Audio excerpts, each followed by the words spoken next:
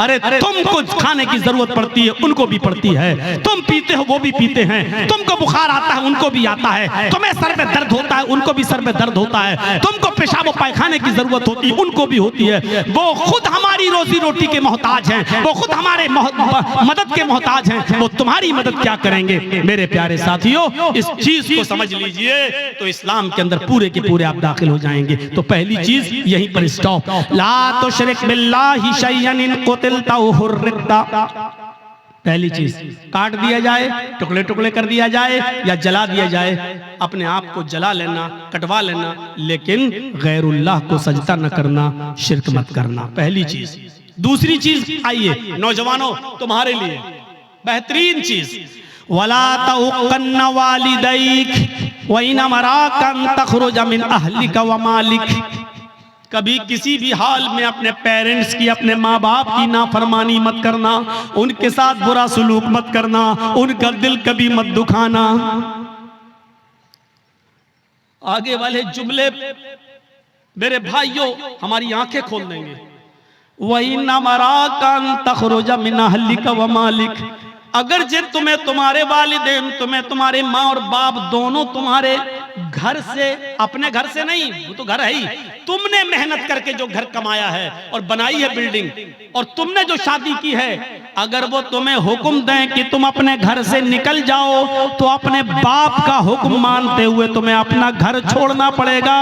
वो अहल, अगर वो कहें कि तुम अपने अहल वयाल, बीवी बच्चों को भी छोड़ दो और भागो यहाँ से, तो तुम्हें अपने माँ बाप की बात मानकर अपने बीवी बच्चों को भी छोड़ना पड़ेगा।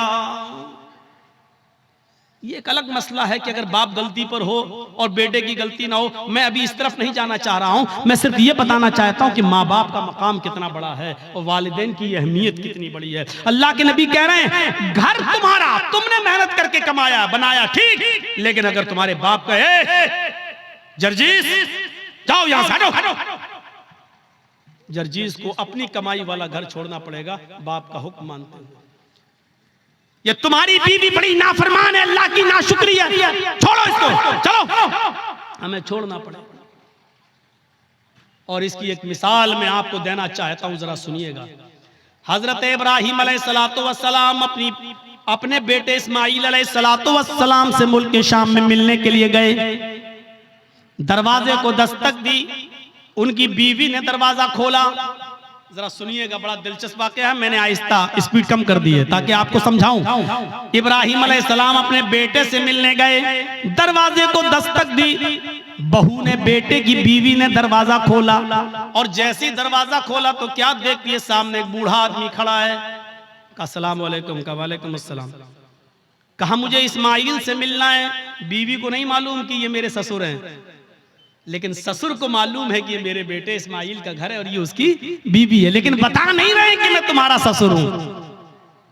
कहा कि बेटी मुझे तुम्हारे हस्बैंड से मिलना है, मुझे तुम्हारे शौहर से मिलना है। कहा कि वो तो जंगल में शिकार करने गए हैं, घर में खाने पीने को कुछ नहीं था, इसलिए वो जंगल में चले गए, शिकार करके लाएंगे, शाम को गोश्त आएगा तब हांडी पकेगी। अच्छा, ऐसे हालात हैं तुम्हारे घर के? का बहुत बुरे हालात हैं। गौर करना जुमले पर। हाँ, बहुत बुरे हालात हैं। बेटी तुम्हारे घर की गुजर बसर कैसी चल रही है? तो जवाब दिया, बहुत बुरी, भूखमरी की नौबत है। सुबह खाने को मिल जाता है तो शाम को भूखे सोते हैं, और शाम को अगर खा लेते हैं तो सुबह भूखे उठते हैं और शाम तक कुछ नहीं मिलता। बहुत बुरी कंडीशन है मेरे घर की। इब्राहिम अलैहिस्सलाम जाने लगे, कहने लगे बेटी जब तुम्हारे हस्बैंड घर पे आ जाएं, अब सुनो, जब तुम्हारे हस्बैंड घर पे आ जाएं तो उनसे कहना कि एक ओल्ड मैन आया था, एक बूढ़ा आदमी तशरीफ लाया था, उसने तुम्हें सलाम कहा है और कहा है कि अपने घर की चौखट बदल दो, तुम्हारे घर की चौखट ठीक नहीं है। चौखट समझते हैं ना, वो घर का मेन गेट का जो दरवाजा होता है, चौखट, जिसमें आदमी अंदर घुसता है घर के दरवाजे से, वो चौखट। अपने हस्बैंड से कहना कि तुम्हारे घर की चौखट अच्छी नहीं है, ठीक नहीं है, इसको बदल दो। ये कहकर इब्राहिम अलैहिस्सलाम चले गए और उनकी बीवी घर की चौखट देख रही है कि बुढ़ा सटिया गया क्या, ये बुढ़े को पागल है क्या, कितनी अच्छी चौखट है, मजबूत चौखट है, गर्मियों में हवा आती है, सर्दियों में धूप आती है, वो कह रहा है कि तेरी चौखट खराब है। ये बुढ़ा सटिया गया। शाम को जब इस्माइल अलैहिस्सलाम घर पे आए, और नौजवानों सुनो, अपने माँ बाप को खून के आंसू रुलाने वालों, अपनी माँ को रुलाने वालों, अपने बाप को सताने वालों, सुनो। इब्राहिम अलैहिस्सलाम का बेटा इस्माइल जब घर पे आया गोश्त लेकर, बीवी बनाने लगी, वो बनाते बनाते कहने लगी, इस्माइल आज एक बुढ़ा आदमी आया था। इस्माइल अलैहिस्सलाम ने कहा अच्छा, कोई जरूरत रही होगी बेचारे को? कहा नहीं, उसने तुम्हें सलाम कहा है, समझ गए कि सलाम अगर कहा है तो वो मेरा बाप है। अच्छा, ऐसी ऐसी शक्ल थी कि जी, बूढ़ा आदमी आया था जी, सलाम कहा मुझे जी। कहा अच्छा, और क्या कहा? कहा उसने मुझसे कि अब जब तुम्हारे शौहर घर पे आ जाएं, हस्बैंड घर पे आ जाएं, तो उनसे कहना कि तुम्हारे घर की चौखट ठीक नहीं है, उसको बदल दो। बुढ़ा सटिया गया था। इस्माइल अलैहिस्सलाम ने कहा अच्छा, उसने कुछ पूछा था तुमसे? कहां पूछा था कि घर में गुजर बसर कैसी चल रही है, तो मैंने कह दिया कि अच्छी नहीं चल रही। जो सच्चाई थी बता दी, सुबह खा लो तो शाम को नहीं मिलता, शाम को खा लो तो सुबह नहीं मिलता। उन्होंने कहा बस यही तुम्हारा जुमला सुनकर, यही वर्ड सुनकर उन्होंने कहा कि अपने घर की चौखट बदल लो। क्या मतलब? कहा मेरी बीवी, उन्होंने जब ये देखा कि तुमने अल्लाह का शुक्र अदा नहीं किया, जब पूछा कि घर की गुजर बसर कैसी चल रही, तो तुम्हें कहना चाहिए था कि अल्हम्दुलिल्लाह, अल्लाह ने मुझे जिस हाल में रखा है अल्लाह का शुक्र है, बस जिंदा हूँ, और अल्लाह मुझे जिस हाल में भी रखे मैं हमेशा उसके दिए हुए रिस्क पर खुश हूँ। वो जिस हाल में भी मुझे रखता है मैं उसकी दिए हुए रिस्क पर मैं राजी हूँ और खुश हूँ। तुम्हें ये जुमले कहना चाहिए था, लेकिन तुमने अल्लाह की नाफरमानी कर दी। तुमने ये कह दिया कि मुझे अच्छी जिंदगी नहीं मिल रही है, मैं बड़ी तंगदस्ती में अपनी जिंदगी गुजार रही हूँ। मेरे बाप ने सोच लिया कि तुम अल्लाह की नाफरमान बंदी हो। आए मेरी बीवी, उन्होंने घर की इस चौखट को बदलने के लिए नहीं कहा है, जो घर की चौखट है, ये दरवाजे के ऊपर जो चौखट है, इसको बदलने के लिए नहीं कहा है, उन्होंने चौखट बदलने के लिए कहा है। इसका मतलब ये है कि उन्होंने अपनी बीवी बदलने की, उन्होंने मेरी बीवी बदलने की बात कही है। उन्होंने इशारा किया है ऐसी अल्लाह की नाफरमान बीवी को अपने घर में तुम मत रखो। क्यों ऐसी औरत को अपने घर में रख रहे हो जो अल्लाह की नाशुक्रगुजार बंदी है? लिहाजा तुम अल्लाह की शुक्रगुजार बंदी से निकाह करो, नाशुक्र औरत को तलाक दे दो। आए मेरी बीवी, मैं अपने बाप का हुक्म मानकर तुम्हें तलाक देता हूं, क्योंकि मैं अपने बाप की नाफरमानी नहीं कर सकता। तुम मेरी ज़ौजियत से बेदखल हो रही हो, मैं तुम्हें छोड़ रहा हूं, मैं तुम्हें तलाक दे रहा हूं। उस जमाने में तलाक का जो प्रोसीजर था, उस हिसाब से उन्होंने तलाक देकर अपनी बीवी को जुदा कर दिया, अपने बाप की बात मानते हुए। आज के जमाने में कोई लड़का अपने बाप की बात मानेगा? अरे बाप की बात तो छोड़ो, शादी के 2-4 महीने के बाद वो ऐसा बीवी का गुलाम होता है कि फिर अपनी अम्मा से कहता है चुप चुप तू नहीं समझेगी। कोई बात हो रही है, कहता है तू नहीं समझ, तू बीच में क्यों बोलती है, तू नहीं समझेगी। उसको कह रहा है कि तू नहीं समझेगी। उस माँ से जो बचपन में तेरे रोने से समझ जाती थी कि तू दूध के लिए रो रहा है या तेरे कांधे में या पेट में दर्द है, जो बचपन में तेरी चीख और तेरे रोने की आवाज से पहचान लेती थी कि तुझे भूख लगी है या तेरे जिस्म के किस हिस्से में दर्द है, तो उस डॉक्टर से, अल्लाह की कसम, माँ से बड़ा कोई डॉक्टर दुनिया में पैदा नहीं हुआ। कितनी भी बड़ी वो MBBS और MS और MD की डिग्री ले ले, माँ से बड़ा कोई डॉक्टर नहीं है। क्योंकि माँ पहचानती है कि बेटा ये रो रहा है तो इसके रोने में भूख छिपी है या कहीं दर्द छिपा है। मेरे भाइयों, उस माँ से कहते हो तुम, उस माँ से कहते हो कि तू नहीं समझेगी, जो बचपन में तेरे रोने की आवाज से समझ जाया करती थी। जब तू बोलना नहीं जानता था तो जानती थी कि तू क्या चाहता है, तू तेरा इरादा क्या है, तेरे पेट में दर्द है या तेरे जिस्म में दर्द है या तेरे सिर में दर्द है, वो उस वक्त तुझे समझती थी। और आज तू इतना बड़ा हो गया है, आज इतना अक्लमंद हो गया है, आज तेरी पोजीशन इतनी ऊंची हो गई है कि तू अपनी माँ से इतनी जुर्रत और इतनी हिम्मत कि अपनी माँ से कहता है तू नहीं समझेगी।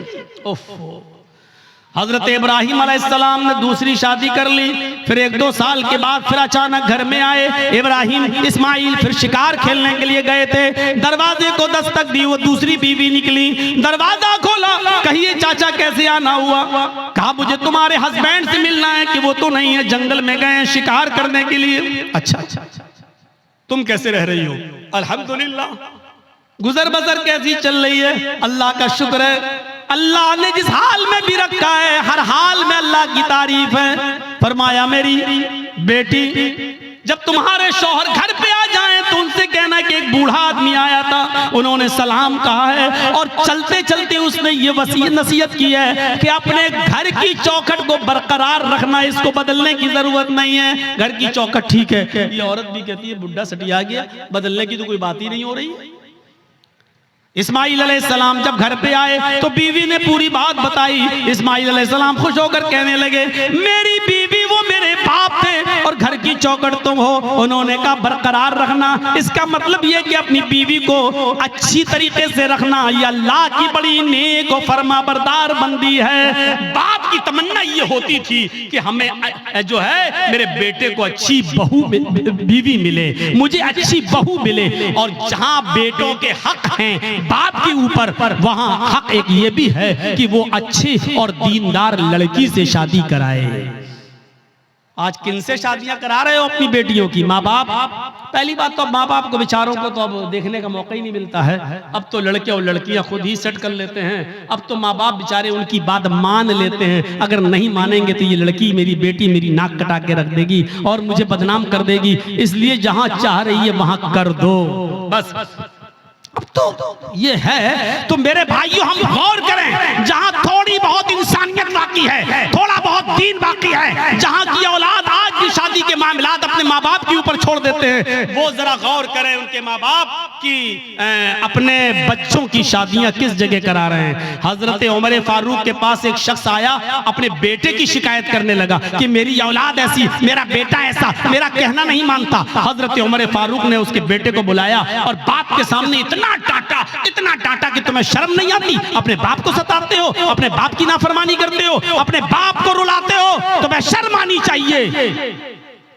बहुत कोई डांटने के बाद बेटे ने कहा कि अमीरुल मोमिनीन हो गई बात? कहा मैंने तुम्हें समझा दिया है कि आपने बेटे का हक तो बता दिया बेटों के, ये बाप के साथ ये करें ठीक है, लेकिन बाप के ऊपर भी बेटे का कुछ हक है कि नहीं? हजरत उमर ने कहा हाँ है। जब वो पैदा हो तो उसको अच्छी तरबियत दे, 7वें दिन उसका अकीका करे और अच्छा नाम रखे, और जब बेटा बड़ा हो जाए तो उसकी दीनदार अच्छे घराने में, नेक घराने में उसकी शादी करा दे। ये है बाप का हक औलाद पर। तो उस बच्चे ने कहा, लड़के ने, अमीरुल मोमिनीन मेरे बाप से पूछो इसने इन तीनों कामों में से कौन सा काम मेरे साथ किया है? जब मैं पैदा हुआ 7वें दिन का था तो मेरा अकीका नहीं किया। नाम मेरा रखा, तो जानते हो इसने नाम मेरा क्या रखा? अरबी में ऐसा लफ्ज बताया जिसका उर्दू में तर्जमा होता खटमल। इसने मेरा नाम रखा खटमल। और तीसरा, जब मैं बड़ा हुआ तो शादी करा दी एक मजूसी लड़की के साथ, एक अनपढ़ जाहिल गवार जो जानती नहीं है कि शौहर का हक क्या है, इसने एक नाफरमान औरत के साथ मेरी शादी करा दी।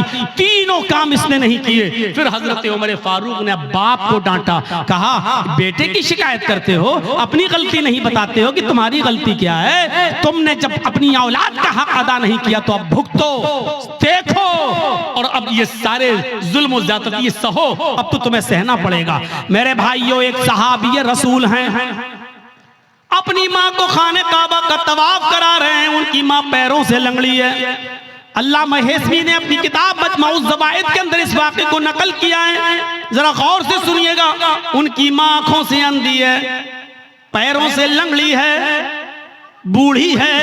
कहने लगी बेटा मुझे खाने काबा का तवाफ करा दे, मेरे बेटे मुझे उम्रा करा दे, मेरे बेटे मैं तवाफ करना चाहती हूँ। उसके बेटे ने अपनी माँ को पकड़ा और खाने काबा तक ले गया, सवारी का इंतजाम किया और ले गया। और खाने काबा पहुंचने के बाद वो चूंकि पैरों से लंगड़ी थी, आंखों से अंधी थी, इसलिए वो चल नहीं सकती थी, इसलिए बेटे ने उसको अपनी पीठ के ऊपर लाद लिया। इस जमाने में व्हील चेयर चलती हैं, उस जमाने में व्हील चेयर भी नहीं थी। उसने अपने कांधे पर, अपनी पीठ पर अपनी माँ को लाद लिया। उसने एक चक्कर पूरा किया, 2 चक्कर पूरे किए, 3 चक्कर पूरे किए, 4 चक्कर, 5 चक्कर, और 5वें चक्कर को पूरा करने के बाद जब 6ठा चक्कर लगाने लगा तो उसकी मुठभेड़ हो गई। वो टकरा गया हजरत उमर फारूक रज़ी अल्लाह ताला अन्हु से, अपनी पीठ पर अपनी माँ को लादे हुए, और अपनी माँ अपने हजरत उमर से टकरा गया। हजरत उमर ने कहा ठीक ठीक ठीक, चलिए सलाम हुआ, सलाम अलैकुम, वालेकुम अस्सलाम। जब उसने 6 चक्कर 7 चक्कर पूरे कर लिए तो हजरत उमर के फारूक के पास आया। हजरत उमर ने कहा माशाअल्लाह, अपनी माँ की बड़ी खिदमत कर रहे हो तुम। इस बूढ़ी माँ को तुमने तवाफ कराया अपनी पीठ पर लाद कर। ये हंसते हुए कहने लगा, अमीरुल मोमिनीन, मेरी माँ आंखों से अंधी है, इसलिए बर्तन में खुद धुल देता हूँ। मेरी बीवी नहीं है, मेरी माँ इसी कपड़ों में लैट्रिनो पेशाब कर लेती है, इसलिए कि वो लंगड़ी है, वो चल नहीं पाती है, और जब मैं घर पे नहीं होता हूँ तो इसी में वो गंदगी कर लेती है। अमीरुल मोमिनीन, मैं अपनी माँ का पेशाब और पैखाना भी साफ करता हूँ, अपने माँ के कपड़े भी धुलता हूँ, और आज मेरी माँ ने कहा कि मुझे तवाफ करा दे, तो मैं उसको यहाँ तक ले आया और मैंने अपनी पीठ पर लाद कर अपनी माँ को तवाफ भी करा दिया। ऐ अमीरुल मोमिनीन, क्या मैंने अब भी अपनी माँ का हक अदा नहीं किया? क्या मेरी जिम्मेदारी पूरी हो गई? क्या मैंने अपनी माँ का हक अदा किया या नहीं? हजरत उमर फारूक की आंखों में आंसू आ गए और रोते हुए कहने लगे, चलो यार, जाओ अपने घर और अल्लाह की इबादत में अपनी जिंदगी गुजारो। उसने पीछा करते हुए कहा, अमीरुल मोमिनीन, मैंने मसला पूछा है, आपको जवाब देना होगा। फरमाया, क्या पूछते हो? कहा, ये बताओ, मैं पेशाब साफ करूं, पैखाना साफ करूं, अपने माँ के कपड़े धुलूं, अपने हाथ से खाना बनाऊं, अपने हाथ से माँ को खाना खिलाऊं, अपनी पीठ पर लाद कर मैं खाने काबा का तवाफ कराऊं, परिक्रमा कराऊं, क्या इसके बाद भी मैंने अपनी माँ का हक अदा किया या नहीं किया? हजरत उमर कहते हैं, सुन, जब तुझे तेरी माँ जन रही थी, जब तुझे तेरी माँ पैदा कर रही थी, जब अपने पेट से तुझे बाहर कर रही थी, उसको जो दर्द हो रहा था, जो लीवर पेन हो रहा था, उसको जो दर्द हो रहा था, तुझे जनते वक्त, तुझे पैदा करते वक्त, और उस दर्द में जो उसने पहली आह निकाली, जो उसने दर्द में पहली आवाज निकाली, आह, उसने अपनी जबान से जो पहला जुमला अदा किया, आह, जो उसने आह की आवाज निकाली, आए मेरे दोस्त, अभी तो तूने अपनी माँ की पहली आह का भी हक अदा नहीं किया, तू उसकी पूरे जीवन का और पूरी लाइफ का और पूरी जिंदगी का हक अदा क्या करेगा? अभी तो तूने उसकी पहली चीख का भी हक अदा नहीं किया, उसकी जिंदगी के हक के बारे में पूछता है, क्या हो गया? अभी तो एक आह का भी हक अदा नहीं हुआ। ये है माँ का मकाम, ये है माँ का मर्तबा, ये है माँ का दर्जा। अगर आप नमाज पढ़ते हैं लेकिन आपकी माँ आपसे खुश नहीं है तो बेकार है आपकी नमाज। आप रोजा रखते हैं, आपकी माँ आपसे नाराज है तो बेकार है आपके रोजे। आप कितनी भी इबादतें कर लें, कितनी भी अल्लाह की पूजा पाठ कर लें, कितनी भी कुरान की तिलावत कर लें, लेकिन आपके माँ और बाप आपसे नाराज है तो आपकी इबादतें आपके मुंह पे मारी जा रही। इबादत भी शर्त के साथ होती है। डॉक्टर दवा देता है तो परहेज भी बताता है। अल्लाह ने कहा है नमाज पढ़ो तो ये भी कहा है कि इसके साथ साथ ये भी करो। मेरे भाइयों, रमजान का महीना आ रहा है, रोजा रखने से पहले सोच लेना कि तुम्हारे माँ बाप तो तुमसे नाराज नहीं है। नमाजें पढ़ते हो तो सोच लेना, सर्दियों में दिसंबर और जनवरी की सख्त सर्दी में उठकर ठंडे पानी से वुजू बनाकर तहज्जुद पढ़ते हो और माँ बाप नाराज है तो सोच लेना कि तुम्हारी ये रात की इबादत अल्लाह कबूल करेगा या नहीं करेगा। इन चीजों पर जरा गौर करना। 2 चीजें हो गई, तीसरी चीज पर आई है। हर एक चीज ऐसी है कि जिस पर 2-2 घंटे बोला जा सकता है, लेकिन मैं मुख्तसर करते हुए आगे चल रहा हूं। तीसरी चीज पर गौर कीजिए, वला ततरुकन्न सलातन मक्तूबतन मुतअम्मिदन फ़इन्न मन तरक सलातन मक्तूबतन मुतअम्मिदन फ़क़द बरिअत मिन्हु ज़िम्मतुल्लाह। कभी भी किसी भी हाल में फर्ज नमाज मत छोड़ना। किसी भी हालत में फर्ज नमाज मत छोड़ना। अगर फर्ज नमाज छोड़ दी तो अल्लाह की जिम्मेदारी हट जाएगी, अल्लाह की जिम्मेदारी से निकल जाओगे, अल्लाह की कोई गारंटी नहीं तुम्हारी जिंदगी की। ओफो क्या जबरदस्त पॉइंट। किसी भी हाल में फर्ज नमाज मत छोड़ना। बाप बीमार है, मस्जिद में अजान हो रही है, अब अजान होगी, उसके 15 मिनट के बाद जमात होगी। बाप मेरा सीरियस है, जल्दी से फोन करो, एम्बुलेंस बुलाओ, या जब तक गाड़ी निकल रही है तब तक वुजू बनाओ और अपने घर में फर्ज ही फर्ज पढ़ लो 4 रकात ज़ोहर, और जल्दी से अपने बाप को लेकर पहुंचो हॉस्पिटल के अंदर। यहाँ सुन्नतें छोड़ दो। क्यों? क्योंकि इस वक्त बाप की हालत दूसरी है, लेकिन फर्ज नमाज तुम्हें इधर भी नहीं छोड़ना है। लिहाजा जल्दी से वुजू बनाओ। अब मस्जिद में मत जाओ, मस्जिद में जाओगे 15 मिनट इंतजार करोगे, फिर इमाम साहब पता नहीं कितनी लंबी नमाज पढ़ाएं। जल्दी से वुजू बनाओ घर पे और 4 रकात ज़ोहर की पढ़ो और छोटी छोटी सूरतें पढ़ लो, इन्ना अतैना कल कौसर, कुल हुवल्लाहु अहद अल्लाहु समद, और जल्दी से सलाम फेरो और अपने बाप को, अपने बेटे को, अपनी बीवी को लेके हॉस्पिटल पहुंचो। हॉस्पिटल में भर्ती कर लो, आईसीयू में भर्ती हो गई है, ठीक है, उधर भी जल्दी से वुजू बनाओ, असर की नमाज पढ़ लो। और अगर देख रहे हो कि बाप ज्यादा सीरियस, माँ ज्यादा सीरियस, तो जल्दी से 4 ज़ोहर पढ़ लो, 4 उसी के साथ असर पढ़ लो और जल्दी से लेके चलो, क्योंकि इस वक्त आपकी कंडीशन दूसरी है, बेटे की कंडीशन दूसरी है मेरे भाइयों। लेकिन नमाज आपको इस कंडीशन में भी पढ़नी है, छोड़नी नहीं है। हालत तंदुरुस्ती में और अच्छी खासी हालत में छोड़ देने वालों, इस्लाम के अंदर पूरे के पूरे दाखिल हो। कहते हो मौलाना साहब रोजी नहीं आ रही, रोजी आएगी कैसे? रोजी की दुआ तो अल्लाह ने नमाज में बताई है। जब एक सजदा करके उठते हो और दूसरे सजदे में जाते हो तो सजदे, दोनों सजदों के दरमियान बैठकर जो दुआ पढ़ते हो मेरे भाइयों, सबसे अफजल और सबसे अच्छी दुआ तो मुस्लिम शरीफ की हदीस की ये है, रब्बि गुफिरली, रब्बि गुफिरली, अल्लाह मेरी मग़फ़िरत फरमा, अल्लाह मेरी मग़फ़िरत फरमा। लेकिन मेरे भाइयों अबू दाऊद और सुनन नसई की दीगर दूसरी रिवायतों में ये दुआ भी आई है कि बैन सजदतैन, सजदों के दरमियान जो दुआ पढ़ी जाती है वो है अल्लाहुम्मा ग़फ़िरली वरहमनी वहदिनी वआफ़िनी वरज़ुक़नी। देखिए सजदे में जो दुआ पढ़ी जा रही है उसमें आप रिज़्क़ भी मांग रहे हैं, अल्लाहुम्मा ग़फ़िरली वरहमनी वहदिनी वआफ़िनी वरज़ुक़नी, अल्लाह मुझे रिज़्क़ हलाल दे। आपने ज़ोहर की 10 रकातें पढ़ी, 10 बार आपने कहा वरज़ुक़नी। आपने फजर की 4 रकातें पढ़ी, 2 सुन्नत 2 फर्ज, आपने 4 मरतबा कहा वरज़ुक़नी, अल्लाह मुझे रिज़्क़ हलाल दे। आपने असर की, अगर मस्जिद में पहले पहुंच गए तो 4 सुन्नत और 4 असर फर्ज पढ़ ली तो 8 रकातें पढ़ी, 8 मरतबा आपने कहा वरज़ुक़नी। मगरिब में 5 मरतबा आपने कहा वरज़ुक़नी। इशाम में कम से कम 7 रकातें हैं, 4 फर्ज 2 सुन्नत और 1 वित्र, आपने 7 मरतबा कहा वरज़ुक़नी। गौर करो, जो इतनी बार अल्लाह से रिज़्क़ मांगेगा, रोजी मांगेगा, अल्लाह उसको मायूस करेगा, अल्लाह उसको निराश करेगा, अल्लाह उसको नाउम्मीद लौटाएगा? नहीं। तो आपको रिज़्क़ हलाल मांगने की दुआ अल्लाह ने बताई है और वो है नमाज। नमाज ही नहीं पढ़ोगे, अल्लाह से मांगोगे ही नहीं, तो अल्लाह क्यों देने लगा तुम्हें? और देगा भी तो ऐसे ही देगा। 5000 कमाया, घर पे आए, बेटा बीमार, डॉक्टर ने कह दिया आईसीयू में रखा जाएगा, खर्च करो 50,000।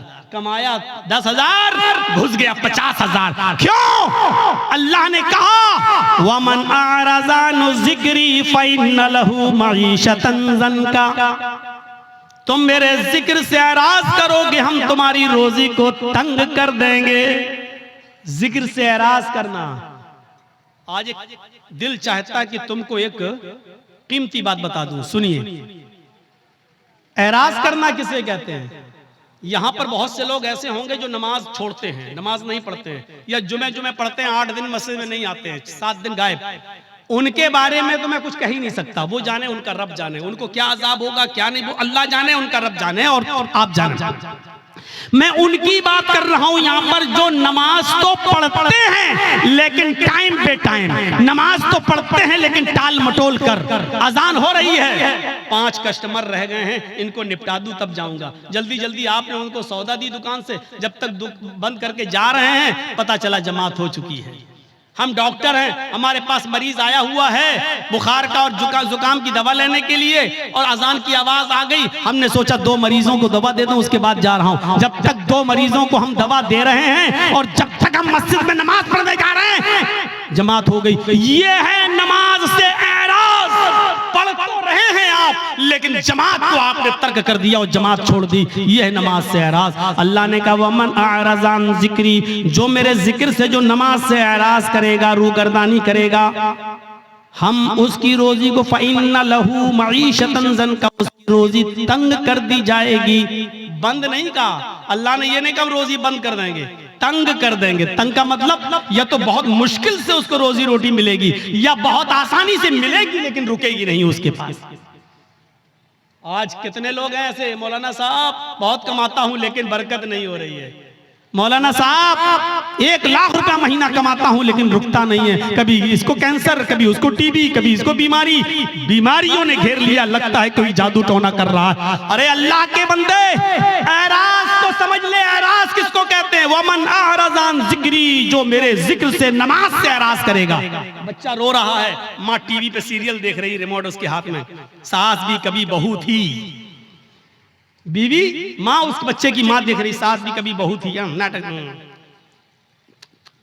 चिप्स खाती जा रही, चाय पीती जा रही है और नाटक देखती जा रही है, ड्रामा। इधर बच्चा रो रहा है, माँ जानती है कि बच्चा दूध की वजह से रो रहा है, लेकिन सोच रही है नहीं 10 मिनट का ड्रामा रह गया, 10 मिनट और देख लूं। बच्चा रो रहा है लेकिन सीरियल देखने में लगी हुई है। क्या कहा जाएगा? माँ ने बच्चे से एराज किया। जब सीरियल खत्म हो गया, माँ ने बच्चे को उठाया और दूध पिलाया। देखिए दूध पिला रही है लेकिन फिर भी उसने अपने बच्चे से एराज किया, रूगर्दानी की अपने बच्चे के साथ। इसको कहा जाता है एराज करना। आदमी नमाज तो पढ़ रहा है लेकिन मरीजों को पूरा देखने के बाद आ रहा, जमात खत्म हो गई। नमाज तो पढ़ रहा है लेकिन दुकान के सारे कस्टमर को निपटा के आ रहा है, जमात खत्म हो गई। इसको कहा जाता है एराज करना। माँ दूध तो पिला रही है लेकिन सीरियल देखने के बाद आदमी नमाज तो पढ़ रहा है लेकिन अपनी दुकानदारी पूरी करने के बाद, तो आपने अल्लाह के लिए छोड़ा क्या है? आपने अल्लाह के लिए छोड़ा क्या? कुर्बानी क्या दी है? कुर्बानी तो ये थी, आवाज आई हय्या अलस सलाह और सामने वाला 10,000 रुपए का कस्टमर है, आप कह दो कि जा पहले मैं नमाज पढ़ने जा रहा हूँ, अगर नमाज नहीं पढ़ूंगा मैं नमाज के बाद ही तुम्हें दूंगा, जाओ नमाज पढ़ दो उसके बाद आना। हय्या अलस सलाह की आवाज सुनते ही मस्जिद की तरफ चले जाओ। वो कहने लगा कि मैं 10,000 रुपए का सामान लेने आया। आपने कहा 10,000 रुपए की परवाह नहीं है, रज़्ज़ाक़ वो है, रोजी रोटी देने वाला वो है, रोजी रोटी देने वाली तेरी जात नहीं अल्लाह की जात है। आपने 10,000 के कस्टमर को ठुकरा दिया और आप मस्जिद में नमाज पढ़ने चले गए। ये है नमाज। ला तत्रुकन्न सलातन मक्तूबतन मुतअम्मिदन, कभी भी किसी भी हाल में कसदन और जानबूझकर तुम फर्ज नमाज को तर्क मत करना। जो फर्ज नमाज को जानबूझकर तर्क कर देता है, फर्ज नमाज को जानबूझकर छोड़ देता है, अल्लाह की जिम्मेदारी उसकी ऊपर से उड़ जाती है। अपने आप पर गौर करो कि कितने % मुसलमान हो, इस्लाम में दाखिल हो या नहीं, ऐसा करते हो या नहीं। अब तो बड़ा मुश्किल हो जाएगा। अक्सर लोग हमारे भाई यहाँ बैटरी वाला रिक्शा चलाते हैं बेचारे, अब पैसेंजर को लेके जा रहे हैं रिक्शे पे, अजान की आवाज आई हय्या अलस सलाह, उसको वहीं रिक्शा रोकना पड़ेगा, फौरन मस्जिद में भागना पड़ेगा। मौलाना साहब क्या करें? हाँ सुन लो, उलमा की मौजूदगी में फतवा आपके सामने दे रहा हूं और ये फतवा मेरा नहीं, अब्दुल्ला इब्ने बास का फतवा है, शेख सालेह अल उसैमीन का फतवा है। और फतवा यह है कि हर वो नौकरी, हर वो बिजनेस, हर वो कारोबार हराम है इस्लाम के अंदर जिस कारोबार की वजह से और जिस बिजनेस की वजह से आपकी नमाज छूट रही हो, इस्लाम में उस कारोबार को हुर्मत हराम करार दिया गया है। ऐसे कारोबार को इस्लाम ने हराम करार दिया है जिस कारोबार की वजह से आपकी नमाज तर्क हो रही है। नमाज ही नहीं तो फिर मुसलमान किस बात का, नमाज ही नहीं तो फिर इस्लाम का मानने वाला किस बात का। तो मेरे प्यारे साथियों, हम बहुत बेबाक हैं अपने अंदाज में। मैंने कह दिया, हर वो बिजनेस, हर वो कारोबार, हर वो नौकरी, चाहे वो बैंक की नौकरी हो, चाहे वो सरकारी जॉब हो या प्राइवेट जॉब हो। मौलाना साहब मेरा मालिक बहुत बदमाश है, हमें नमाज पढ़ने की इजाजत नहीं देता है, छोड़ दो, रज़्ज़ाक़ अल्लाह ताला है। वो प्राइवेट कंपनी का मालिक रोजी देने वाला नहीं है। अल्लाह एक दरवाजा बंद करता है तो 100 दरवाजे खोलता है। मेरे भाइयों, इस अकीदे के साथ नमाज पढ़िए और इस तौहीद के साथ नमाज पढ़िए। और चौथी चीज और बताऊंगा मेरे भाइयों, 10 चीजों पे हम नहीं चल पाएंगे। चौथी और आखिरी चीज मैं इसलिए बताऊंगा क्योंकि आज हमारी नौजवान नस्ल इसकी तरफ भाग रही है, इसलिए ये भी सुन लो। वला तशरबन खमरन फइन्नहु रअसु कुल्लि फाहिशतिन। और आए मास, कभी किसी भी कंडीशन में शराब मत पीना, इसलिए कि शराब हर बुराई की जड़ है। शराब मत पीना वैसी हराम हो गई, लेकिन शराब का नुकसान क्या बताया? फइन्नहु रअसु कुल्लि फाहिशतिन, हर बीमारी हर बुराई की जड़ है। यानी आप शराब पिएंगे तो कोई भी गुनाह कर सकते हैं। शराब पी के आदमी घर में आया, माँ ने डांटते हुए कहा, अच्छा तू शराब पी के आया कमीने, बेगैरत, शराब पी के आया। हट हट, तेरी माँ का, तेरी अपनी माँ को ही माँ बहन की गाली दे रहा है, अपनी बहन को ही गाली दे रहा है, अपनी बेटी को गाली दे रहा है। इससे बड़ा कमीना और इससे बड़ा रजील इंसान कौन हो सकता है जो शराब के नशे में आकर अपनी माँ को गाली दे, अपने ही बाप को गाली दे, अपनी बहन को और अपनी बेटी को गाली दे, अपने भाई को गाली दे। इससे बड़ा कमीना इंसान और कौन हो सकता है? मैंने खुद दिल्ली के अंदर देखा है, नाली में पड़ा, बीच सड़क पे पड़ा, पुलिस वाले लाठी मार के हटा रहे, अरे यहाँ मंत्री की गाड़ी जाने वाली कमीना, हट हट हट हट। तो हंसते हुए कहता, कौन मंत्री, ओधी मोदी सब मेरे बाप के नौकर हैं। शराब पे नशे में पुलिस वाले कहे, कमीने ये तो हमारी ड्यूटी नौकरी हटवाएगा, हट हट हट। उसको डंडे मार रहे। तो कौन गुजर रहा? मंत्री आ रहे हैं, हट यहाँ से। तो कौन मंत्री? मोदी मोदी सब मेरे बाप के नौकर।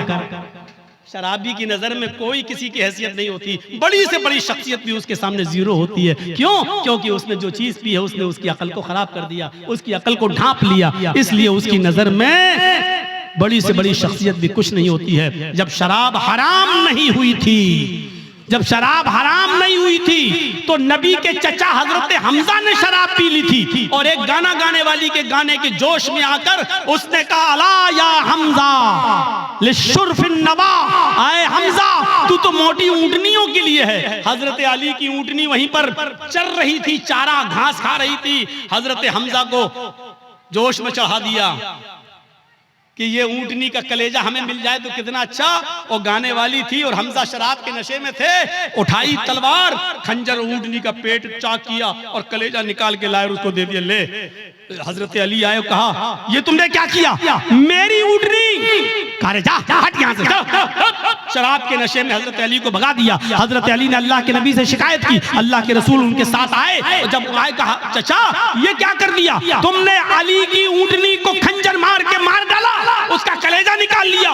हजरत हमजा शराब के नशे में थे, बुखारी की रिवायत। हजरत हमजा शराब के नशे में अल्लाह के रसूल से कह रहे, चल हट, तू तो मेरे बाप का नौकर है, तू तो मेरे बाप का गुलाम है। मेरे भाइयों, शराब के नशे में जब एक शख्स मोहम्मद रसूलुल्लाह को ऐसा कह सकता है तो इसका मतलब यह है कि शराब छोटे और बड़े की तमीज को भुला देती है। शराब इंसान के अंदर से इज्जत, रिस्पेक्ट और अदब को खींच लेती है। इसलिए नौजवानों, शराब जैसी मनहूस चीज को अपने मुआशरे से दूर रखिए, अपने समाज से दूर रखिए। आपको मालूम एक सुनन नसई का वाक़या सुनाकर अपनी बात को खत्म कर दूंगा। मेरे भाइयों, जरा सुनिएगा सुनन नसई की रिवायत। एक औरत बेवा थी उस जमाने में, पुराने जमाने की बात। हजरत उस्मान इस हदीस के रावी हैं, फरमाते हैं कि एक औरत का शौहर मर गया। औरत बड़ी खूबसूरत थी, उसकी नौकरानी को, लौंडी को उसकी बदजनी के बारे में मालूम था। वो नौजवान लड़कों को तलाश करती रहती थी और अपना इरादा जाहिर करके उनसे गलत काम करवाती थी।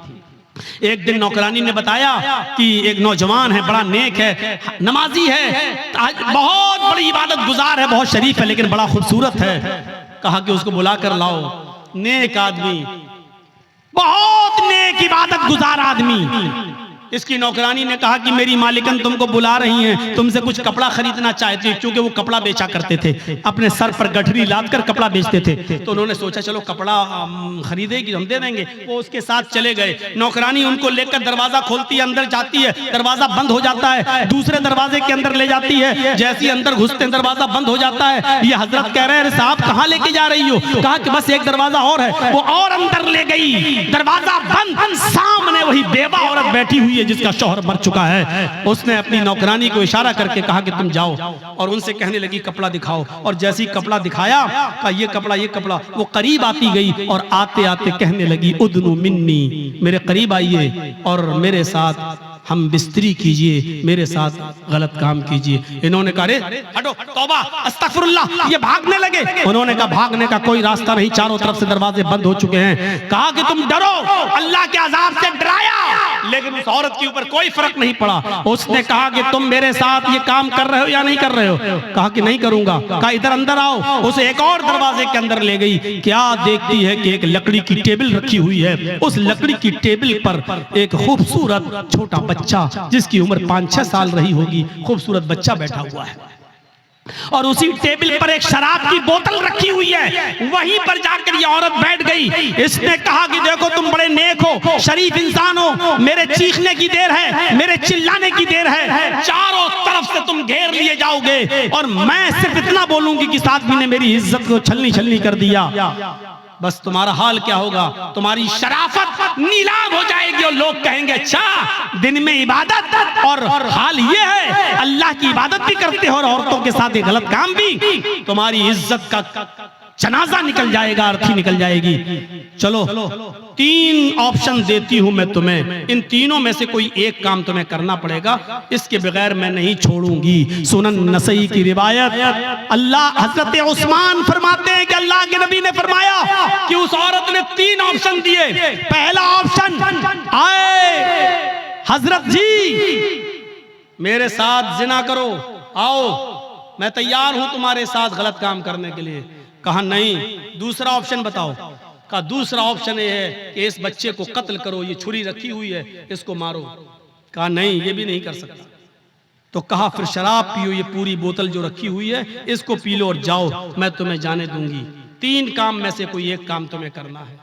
इन्होंने नजर आसमान पे डाली, कहा अल्लाह, जिना करना भी हराम, कत्ल करना उससे बड़ा गुनाह, सबसे बड़ा गुनाह कत्ल। इस बच्चे ने मेरा क्या बिगाड़ा जो इसको मैं मारूं?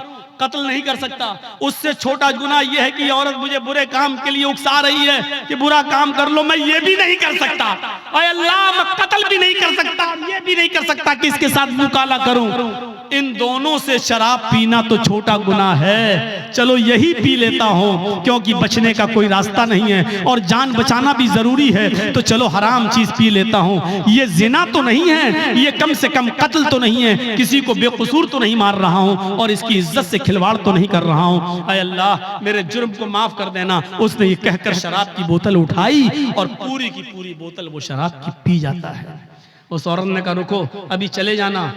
थोड़ी देर रोका, शराब ने अपना रंग दिखाना शुरू कर दिया और जब शराब पीने के बाद इसकी अक्ल खत्म हो गई और चली गई और ये नशे में धुत हो गया, तो इसके हाथ में छुरी दी, कहा इस बच्चे को कत्ल करो। उसने शराब के नशे में आकर उस बच्चे को कत्ल भी कर डाला, उस बच्चे को मार भी डाला। फिर उस औरत ने हाथ पकड़ के उसको अपने ऊपर सवार किया, अपने कपड़े भी उतारे और उसके भी कपड़े उतारे और शराब के नशे में इस आदमी ने उस औरत के साथ जिना भी कर लिया। उसके साथ जो काम नहीं करना था वो कर लिया। मेरे भाइयों, फिर वहां से ये बचा और आया, मायूस रहा पूरी जिंदगी। मैं कहना ये चाह रहा था आपसे कि मेरे भाइयों कि कहां तो एक गुनाह करवाया जा रहा था, लेकिन शराब के बाद वो 3 गुनाह कर बैठा। यानी शराब पीने के बाद वो कत्ल भी कर बैठा और शराब पीने के बाद वो जिना भी कर बैठा। शराब तो पी ही पी थी, यानी शराब ने उससे सारे गुनाह करवा दिए। अल्लाह के नबी ने फरमाया फ़इन्नहु रासु कुल्लि फ़ाहिशतिन, शराब ही हर बुराई की जड़ है। अगर आप मुसलमान हैं तो इस्लाम के अंदर पूरे के पूरे दाखिल हो जाओ। शराब को छोड़ना पड़ेगा,